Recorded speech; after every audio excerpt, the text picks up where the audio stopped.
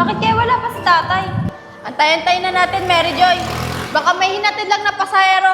Parating na rin yun.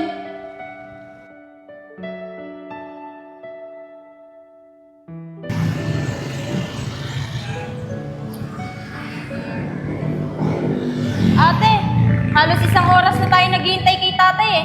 Hanggang ngayon, wala pa rin siya. Sumakay na lang kaya tayo sa iba? Sige, Mary Joy. Sumakay na lang tayo sa iba. Baka matagalan pa si tatay eh. Mary Joy, Mariel, ganito pa kayo Tara na. Kuya Arby, nakita niyo po ba si tatay? Kanina pa po kasi namin hinihintay eh. Pasensya na kayo, hindi ko nakakita yung tatay nyo. Tara na, sumakay na kayo sa akin. Sige na, Mary Joy, sumakay na tayo. Baka gabihin pa tayo pag-uwi eh. Ate, tara.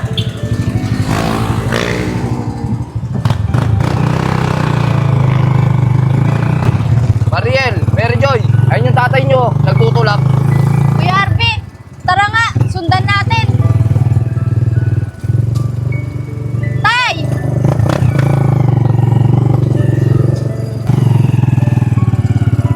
Tay! Saglit lang po. Kuya Arby, ito po yung bayad namin. Salamat. Salamat. O Tay, ano pong nangyari? Bakit po tinutulak mo yung tricycle mo? Mga anak, pasensya na kayo at hindi ko kayo nasundo. Naubusan kasi ako ng gas Ano Tay? Naubusan po kayo ng gas? Di ba, bago po kayo mamasada kanina, nagpakarga po kayo. Kaya nga po Tay, nakakapagtaka naman. Bago ka maubusan ng gas, may kinita na po kayo. Kaya paano ka po mawawala ng gas? Mga anak, wala kasi ako nakasakay kanina. Kaya naubos tong gas ng tricycle. Siya nga pala, bakit bumaba pa kayo kay RB? Sana nagpatid na kayo Tay, paano naman po kami magpapahatid? Nakita ka po namin, nagtutulak ng tricycle. Sige na mga anak, umuwi na kayo. Eto pamasayo, sumakay na kayo sa iba. Hindi na po Tay, tutulungan ka po namin itulak to. Pag namatigas ang ulo sige na. Uwi na kayo.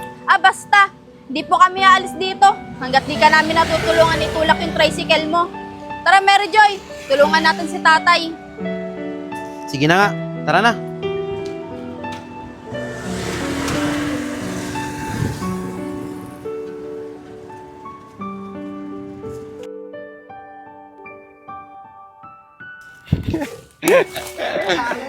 Tol, sulit na sulit ako tol Ang ina mo nga Ang ina mo tol. Ayos. Solid talaga. Sarap naman nun, tol.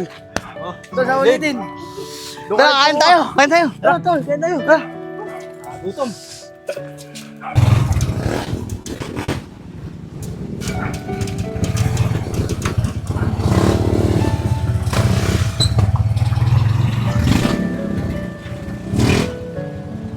Sige na mga anak, uwi na kayo at ako yung mamamasada pa. Sige po Tay, mag-iingat po kayo Pero, wag po kayo masyado magpapagabi. Dahil sa panahon po ngayon, delikado na. Sige mga anak. Sige po Tay, mag-iingat ka po Sige, sige. Ate, tara na.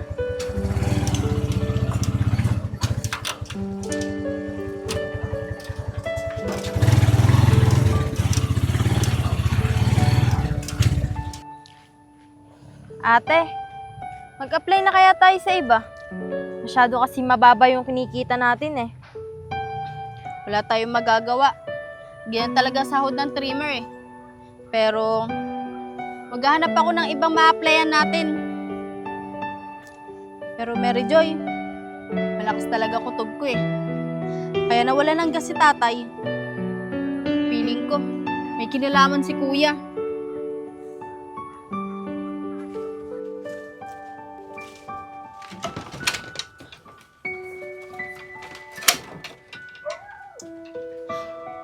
Oh, bakit wala pang ilaw dito? Si kuya talaga. Oh, ate yung mga plato, hindi pa man lang nahugasan. Talaga yung si kuya di man lang masahan dito sa bahay. Sige na Mary Joy, ikaw na maghugas ng mga plato. Ako nang bahala sa mga ibang gagawin dito. Sige ate.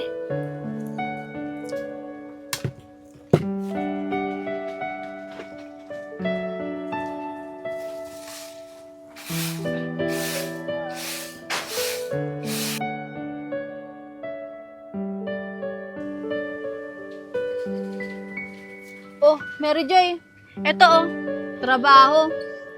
Malaki ang sahod. Kaso, malayo eh. Matatalo tayo sa pamasahe. Huwag na dyan ate. Maghanap ka pa. Oh, mga kapatid. Napagluto na ba kayo? Nagugutom na ako eh. Nagugutom. Kuya naman eh. Pagod kami sa trabaho. Pag uwi namin, hindi ka pa nakakapaglinis. Di paghugas ng plato, hindi mo pa nagawa. Oh, ano pang iniimutok mo dyan? Eh, nagawa nyo na naman eh. Tsaka yung mga ganong bagay, huwag nyo nang iaas sa akin. Kuya, huwag ka naman ganyan. Tumulong ka naman sa amin. Kanina, nakita namin si tatay. Nagtutulak ng tricycle niya. Nakakapagtaka naman na wala siyang pangkarga ng gasolina. E namasada siya kanina.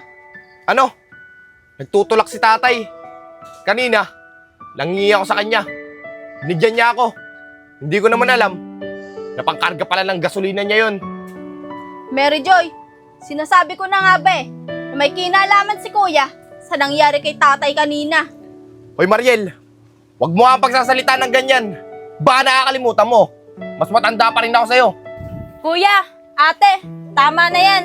Sa tingin nyo ba, matutuwa si tatay pag nakita kayo nag-aaway? Bahala nga kayo. Kakain muna ako.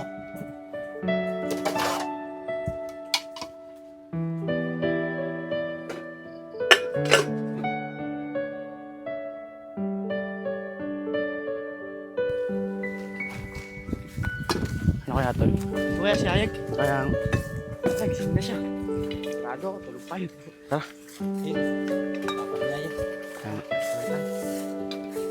Kuya Solid, magandang araw po sa inyo. Nandiyan po ba si Ayag? Kanina po namin siya hinihintay. Kaya ka-solid. Nandiyan po ba siya? Mary Joy, tignan mo yung mga barkada ni kuya. Sa tingin ko, kaya nagiging matigas yung ulo ni kuya dahil dyan sa mga yan. Kaya nga ate, ewan ko ba dyan kay kuya kung bakit sumasama sa mga yan. Eh ang pagkakaalam ko, may bisyo daw yung mga yan. Alin, Apong, Oscar, nasa loob eh. Natutulog. Eh kapag naman ginigising namin, nagagalit pa. Pero teka, bakit nyo ba hinahanap? May pupuntahan ba kayo? Wala naman po Kuya Solid. May pag-uusapan lang po kami. Di ba nga tol Allen? Ay, oo, kaya solid. Magkausap kami kahapon. Kaso, umuwi siya kaagad eh. Solid, baka naman pwedeng pagising mo na si Ayag. May importante lang kami pag-uusapan.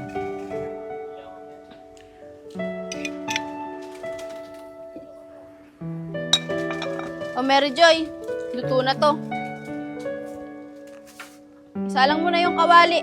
Lutuin mo na yung ulam. May gagawin pa ako sa loob eh. Sige ate, ako na bahala rito.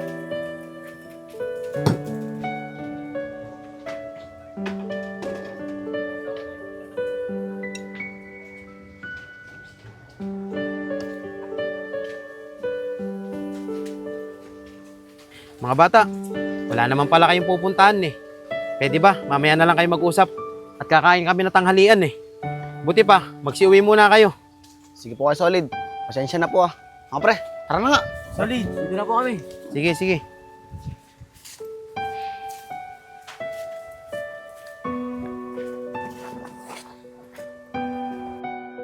Ate, okay na to.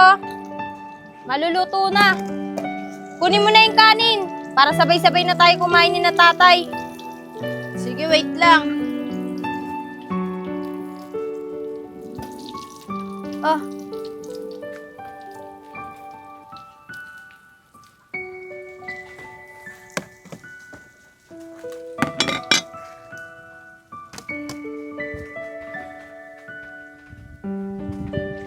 Tay, tara na po. Luto na po yung kanin at saka ulam. Kumain na po tayo. Sige Mariel anak, gisingin mo na yung kapatid mo sa loob at sabay-sabay na tayong kumain. Sige po, tay. Sige. O Merjoy, kunin mo siyang upuan. Lagay mo dun.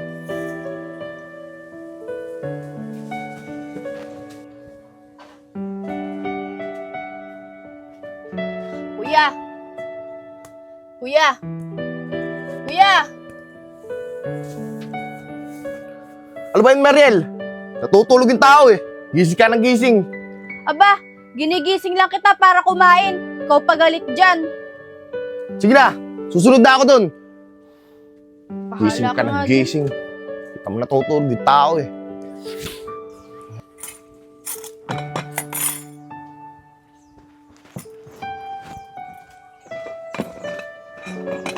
Tay, ginising ko na po si kuya.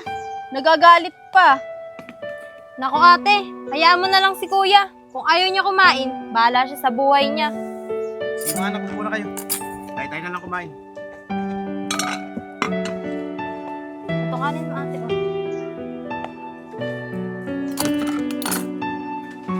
Mga anak, kain na kayo. Masarap tong pritong to ah. Di ba nagluto nito? Si Mary Joy, tay. Sarap talaga yan. Ako magluto niyan eh. Ayos ah. Mariel, sinabi ko sa'yo ah. Huwag mo akong gigisingin pag natutulog ako. Aba kuya, masama ba yung pagising ko sa'yo? Nakakain ka na. Pasalamat ka nga eh. Pagising mo, kakain ka na lang. Luto na yung pagkain.